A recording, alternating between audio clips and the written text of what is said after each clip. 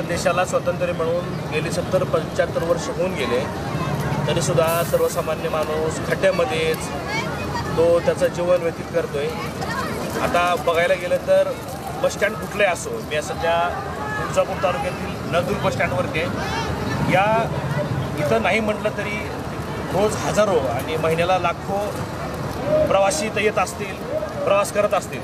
लाखो लोक इथे येतात, पण त्यांची जी थांबण्याची बसण्याची व्यवस्था, चालण्याची ही अशी खड्ड्यामध्ये ही आपली व्यवस्था आहे। आणि जर असं मंत्र्यांचे बंगले बघा, आमदारांचे बंगले बघा, बंगल्यांच्या कडेला खड्डे असतील का, त्यांचे बंगले गळत असतील का? कुठल्याही बसस्टँडला गेलो ना आपण, गळणारी बसस्टँड दिसतील तुम्हाला, सगळे खड्डे पडलेले दिसतील।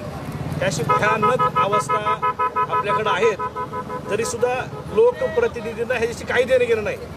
सर्वसामान्य माणूस खड्ड्यात आहे, त्याच्या वाहनाचा घोटाळा येतोय, रोज खड्डे पडल्यामुळं अपघात होत आहेत, त्याच्याशी कोणाला काही देणं घेणं नाही। ही जी व्यवस्था आहे, ही खऱ्या अर्थानं जर ही व्यवस्था बदलायची असेल तर आपल्याला परिवर्तन करावं लागेल।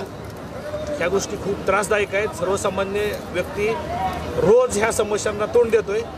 ह्या समस्यातून बाहेर पडणं गरजेचं आहे। लोकप्रतिनिधींनी आणि प्रशासनाने ह्याकडं खरं तर लक्ष देणं गरजेचं आहे।